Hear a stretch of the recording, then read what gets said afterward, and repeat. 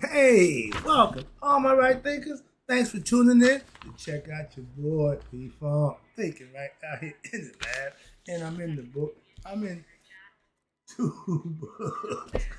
This is my meditation book from Egyptian philosophical concept. And we about to do the Book of Wisdom. They got a meditation philosophical concept. I got a few pages of information on their meditation philosophy. So that's what we about to do today. Let's go. This is gonna be fun. Rightisms, 25 rules to live by. Storytelling, story with a message. There's always a message in my stories for life. I give you life lessons. You tune in. I appreciate you. Let's do what we do. Right thinking mission is to enlighten, inspire, educate, and motivate you, the individual, to a higher spiritual level of enlightenment. Right thinking way of life through mental and spiritual discipline practiced daily will help and guide you to obtain your goal of reaching spiritual enlightenment, aka know thyself. My mission that all right thinkers know thyself. If you're a right thinker, your goal is to know thyself. See where we're going with this? Let's get it together. So I asked the question, do you know you? Well, when I'm through, that's what I do. It's rhetorical, but if you don't have an answer for yourself, tune in. I got you. A person who knows not and knows not that they know not is foolish. Disregard them. A person who knows not and knows that they know not is simple, but you can teach them. That's why I do what I do for you. Appreciate you too. Stay tuned. I got more for you. A person who knows not and believe and think that they know is dangerous. Avoid them. I do. A person who knows and knows not that they know is spiritually asleep. I can awaken them. I'm your spiritual alarm clock here to wake you up with knowledge of self. That's what I do for you. A person who knows and knows that they know is wise. Follow them. All these persons reside in you, right? Thinkers know thyself and to might not be true. You see this right thinking P-Funk philosophy is about meditation and the benefits of meditation or meditation benefits, how you want to break it down. We got 2 pages, and whenever you see somebody meditating, this is called the lotus position with the knees crossed. You will never see me do that. Never. I'm not doing that. So that move on. So no, well, I never see you do that. You ain't. Don't even worry about that. That ain't gonna happen. I'm not putting my legs in that predicament. I'm not a pretzel. I'll sit upright and we can go from here. This is what you're gonna get. All right. So to position the posture, as long as it's straight, comfortable, that's what it's about. It ain't no set one way to do it. Okay. But meditation, we in Mr. Gilmore's territory. This is what I do. I use this thing. And meditation teaches you everything you need to know on how to use it and become a master of it. If it's running you, you ain't doing good. Meditate. Let's go. What's that? Meditation serves, hello, here we go, as a gateway to connect with what? Your universal consciousness. That's that thing we call God. Okay? Universal consciousness is His.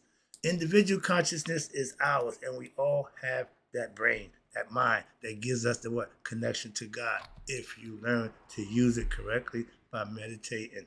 And when you're meditating, you're diving into the depths of what our minds to what? To unveil what they call the cosmic essence residing within us. The universal consciousness, God, resides in us. We all, well, the Eastern civilization cultures, they knew that. You don't hear a whole bunch of ridiculous nonsense going on over there. They spiritual for real because they understand. They got a good perspective and they activate it. They employ it. They use it. Our ancient Egyptians lived over 3,000 years in harmony, practicing the Maya philosophy, aka right thinking philosophy. So I know it works. So meditation is a big part of it. We just didn't go crazy about it, but we've been meditating a long time. Okay, we got a whole book on it. Okay, this is our side. You see the guy sitting there, okay, in the pyramid in the same position, lotus position. Okay, and all the little plants, you see the flowers here. These are all lotus flowers with the petals. You see they get a little bit here, a little more here, a little more here. Higher you go, the more petals. This is 1,000 petals. Okay, It's called 1,000 petals. That's the enlightenment. That's the crown. It's 1,000 petals that make you glow. That's the halo behind everybody's head. But from our perspective, we use what? The eye. That's the consciousness of God. That's why you see me rocking the eye. That's God conscious. You are aware of who you are.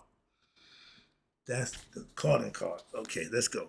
So when we quiet the mind, I know some people say they can't quiet their mind, they can't stop their mind, so they can't meditate. Okay, I ain't gonna argue that. It ain't my job to force somebody to do something they say they can't do. Okay, moving on. You can't meditate. That ain't my problem. Okay, what you can't do don't bother me. But we create. Watch this. When you're able to turn off the thoughts, you're able to quiet your mind. When you're able to master that thing, okay, cut out the noise, stop all the nonsense. Now you create what they call the space for what? For other aspects, thoughts, concepts of our consciousness that's up here, that Akashic records, that intuitive knowledge. When you quiet the mind, that's when you reach that level. And that emerges what? Different dimensions of awareness and discernment that may have remained dormant or unexplored due to what? Your constant chatter, your inability to quiet your mind, your undiscerning factor to what's right and what's wrong, what's true and what's not true. You're not using those things. So many people rarely experience these deeper layers of consciousness because they are continuously engaged in what? Wrong thinking, often and unaware of the subtle aspects of their inner world. The ego is in control. The ego don't stop, don't slow down, don't care. And if you letting it run you, I can't stop the thoughts. I can't help myself. You have no discipline, and your spiritual discernment is out of whack. Your moral code teaches you, tells you right from wrong. Your discerning factor, your ability to do what's right will have you do just that, what's right. And when you do what's right, you'll get that feeling of what? Feeling good about it. When you do what's wrong, you feel guilt. You don't feel good. And a person who do wrong and feel good, they just a bad person. If you get off and excites you to hurt and do bad things to people, you're not a good person. That's what they call you, the devil. The devil loves to see people suffer. The devil loves to see people in bad position. Okay, that's the other side of you. That's the part of you that nobody wants to talk about, the dark side. If you got a good side, you got a bad side. You become the deciding factor. You become the deciding factor. And if you make good decisions, you'll be blessed. If you make bad ones, you're going to be punished. We teach our children that. So we know that. We tend to think it changes. We get, oh no, the same rule provides always. Truth don't change. Okay? It is what it is. It's going to be what it is. That's what makes it true. And what was I? Sorry about that. But okay, in this next level, this realm of consciousness, higher state of consciousness, it is what we call pure awareness, and it only prevails when one indeed is understood as the what? The kingdom of heaven. The only way you can get to God is be conscious of what he's supposed to represent. And where is he? Within. Within. They tell you the kingdom of heaven is within, as described in the Bible. You know how I feel about religion, okay? Y'all separated God, and that's my concept. But right here, y'all saying that what happened? Oh, I forget. Y'all think the only one that God is that Jesus God. Oh, swing and a miss. This is you. The Bible is you.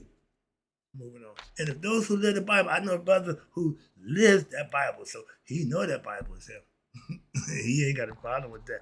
And watching him live it, I don't either. Why? I got nothing but respect. I wouldn't do that. And I asked him, how you 50 years? And he said he don't know nothing else. Touche. When what you got in working, you don't need nothing else. But you don't need two. No. You got a good woman. You don't need two of them. For y'all egoists, I need a no. One is sufficient. That's what he gave you. One. And that's Yaconia said. I didn't say that. My Egyptians, we knew, okay, male and female went together in harmony. So we understood that concept. But y'all say one man and one woman. No, y'all want all the women. Who the hell is you? Moving on. That's the ego. Again, that's the ego. Ain't nothing but ego. Moving on. Where we at? So again, the Bible describes heaven, kingdom of heaven is within you. So when your mind is quiet and free, George tell you, free the mind. Stop thinking, stop worrying, stop everything. What I got, I'm coming to that. Y'all say the same thing. When you free from your constant stream of what? Negative thoughts, excuse me. We enter that state of what we call profound inner peace. When you can stop thinking negative, stop having bad ideas and thoughts, now you're in a state of peace. Your mind is clear. And that's when what many spiritual traditions will describe as the essence of divine presence. Yeah, feet about to run. I'm about to run up out of here. And again, if you have the concept of God presence in you, is that not enough to get you what? To do the right thing? I found God 16 years ago. I ain't left. My pastor found him 50 years ago. He ain't left. So I'm on board now. So I can tell you, find God and you'll be fine. Why? You will change. If you find God and don't change, you didn't find God. Simple. It's called epiphany. Life-changing experience that you got to have for yourself. Okay? Psalm 46 and 10. God speaking to, I don't know, whoever, but he tells them what? Steal yourself. What that is? Oh, still, be still. What? And know that I am God. That's in your book. I don't read the Bible. I don't study the Bible. I'm just saying what they telling me, and I'm reading it like they said. I can understand that. Ray Charles can understand that. Be still and know that what? I am God. Did Moses say, God told him to tell him, the great I am? There it goes again. Oh, I get the same book. I'm sorry about that. I can't use, you can't use the Bible to prove the Bible right or wrong. Just saying. But in Psalm 46 and 10, when it says, be still and know that I am God, it's a clear directive for us who follow this faith to achieve your inner stillness and to be able to recognize the divine within yourself. I'm about to take off. I'm about to blast off. How could you be a Christian? Call yourself a Christian and you don't know that? You don't. This isn't about asserting what? That Jesus is God. No, but that's what y'all did. Y'all did that. But rather, it's about realizing you as the individual that your own consciousness embodies the divine. You and God are one. You're one with God. I got a lesson coming. He got a nice one here about the mind and the heart. He got it backwards, but he got the concept highlighted. I'm dying to get to it, so I got to buy my time. It's on page 111, I think it is. Yeah, I'm only on page 85, so we're working our way through it. I'm taking this book page by page, and every page is just full of information that I'm just loving to give. Why? I ain't got a problem with it. I'm enjoying this. And what's this? The call to be what? Still? That means stop the process. Stop thinking. Is a practice which is both physical stillness, position yourself, and is also mental calmness. Relax. Don't worry about the job. Don't worry about tomorrow. Don't worry about nothing. Let all of that go and free your mind, and something's going to magically happen. Like, okay, my favorite movie, Crossroads. When they want to make a deal with the devil, you go down to the crossroads. That's anywhere where there's 4 crosses, but okay, in the Delta in Mississippi, okay, legend goes. But good story. Love the story. Why? Because you can understand it, and it's one of them. Personally, I lived it to a degree, so I got a little personal thing going on with that. But it's all about what? Your belief in your faith. The old man, he made a deal with the devil when he was a kid. He old, life is running out. Now it's time to pay up with what? His soul. He got to give his soul to the devil. Okay, the devil doesn't have his way. Made him a blues man, promised fortune and fame. Sounds familiar? Everybody makes a deal with the devil. It ain't just, we all make the deal. To do what? Wrong. I made my deal when I was 14, 15 years old. I knew I was going to be a drug dealer. At 16, when I was graduating from high school, they gave you the 5x7 cards right on what your future pimp, hustler, drug dealer. They didn't print it, but that was mine. Mine was blank. Everybody's got stuff underneath. No, mine was blank. I still remember. But that was why. They're not going to print that nonsense. But that's where my head was at. Again, trying to tell you, I sold my soul a long time ago. But the deal is to get it back. How you get it back? Outdo the devil at his own game. Okay, that's another lesson. But right now, this is about stealing yourself and getting the mind under control so God can work his way through your mental understanding.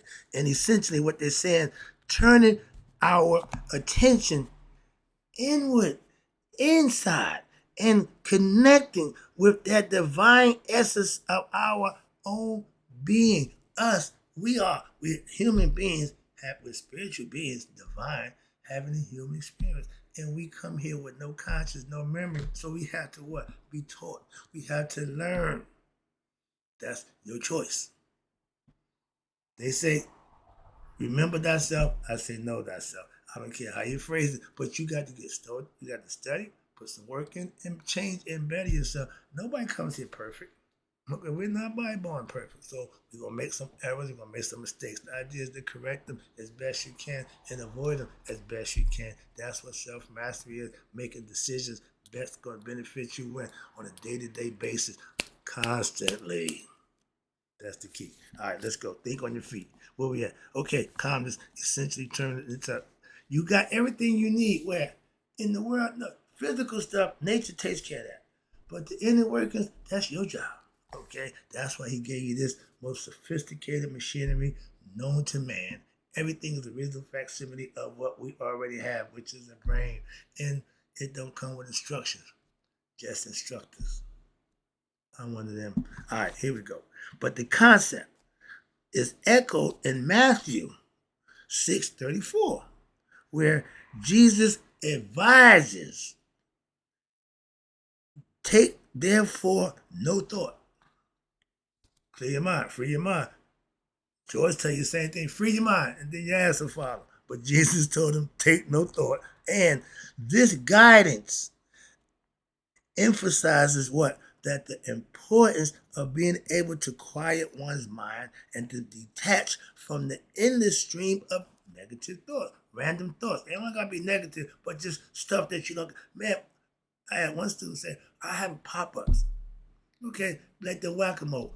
Every time they pop up, you whack it down. Okay, don't let it gain no ground. Okay, and you get better at that. And this is a philosophical concept that anything you can use, metaphorically, philosophically, to get you to do what you need to do. I don't have a problem with it. Whatever works for you. If Christ gets you to God, by all means, take Christ. Allah gets you to God, have at it. Yahweh, same way. So Buddha, I don't care what you use to get to God. I just want to meet you there. Why? I know God. I got my way. So have at it. And this guidance, it emphasizes the importance of being able to do just that. Quiet your mind from the endless negative thought streaming. But when you follow his advice, his disciples, his y'all Christian followers, you will create a state of what? Emptiness and tranquility. That's peace within oneself. If you agitated, aggravated all the time, you're never going to be at peace with yourself. Okay? Understand that peace comes from having everything mentally under control, which allows you now to be able to connect with your higher source of power, your true essence. That's God. Everybody's intent is to get you to know that. But in meditative state of mind, that's what it's geared for. And in this profound stillness, of meditative state. We will be able to transcend our usual noise and receive what a deeper insight and guidance. I tell you, when I'm meditating, God gets all the time. No thought from me, nothing from me. I'm all ears. When I come out of meditation, I come out feel like I just, man, yeah. I love that. That's like a high to me. That's like, I love meditating. Okay, yeah, I'm hooked on meditation. First of all, I've been doing this for a long time, and I just love meditating because I know what it does. The benefits. I'm living the benefits of meditating. How about that? I've been running around, I'm a guru, I'm a yogi, all that. No. I just do what I do. And if you want to learn it, I teach it to you. But other than that, I'm just doing it. I'm moving on. Some things I teach, some things I just live. All right? But where we at? So Jesus, now what? He repeats the instructions to what? Take no thought. Clear the mind. Free your mind. Whatever you want to use again. Whatever terminology, whatever analogy you need, use it to get you there. Knock yourself out. But he says it 5 times in Matthew chapter 6, starting from verse 25. This repetition underscores its significance and the number 5. You know, 5 always going to mean what? The physical body. It often symbolizes also sacrifice, and it suggests that by letting go of what?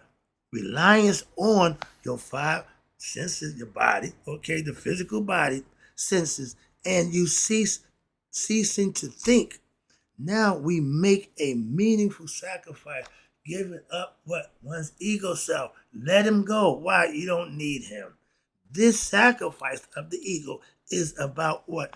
Now you're able to move forward with your physical beyond the physical limitation. Without the ego, he won't let you do nothing other than what he's going to allow. Get rid of him, you can go beyond your physical limitations that's imposed on you by your ignorance and your thoughts. And now you're able to open up to what? Your deeper spiritual experience and insights in your life. So you become what? A better person, and you live in a better life. I can attest to that. Okay, so I'm speaking again from facts. Wrap it up. It's important, what? That you understand. Every individual for him or herself has to understand the true meditation isn't about allowing any specific method. No. Just free the mind. And genuine meditation is achieved through complete mental stillness.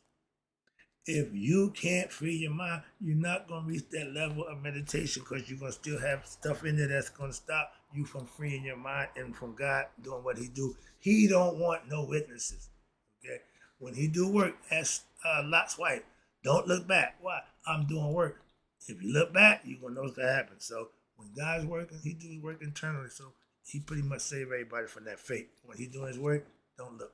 But if the mind is engaged in any way, whether with negative thoughts, bad emotions, or attachments of physical things, desires, then it is not able to truly meditate.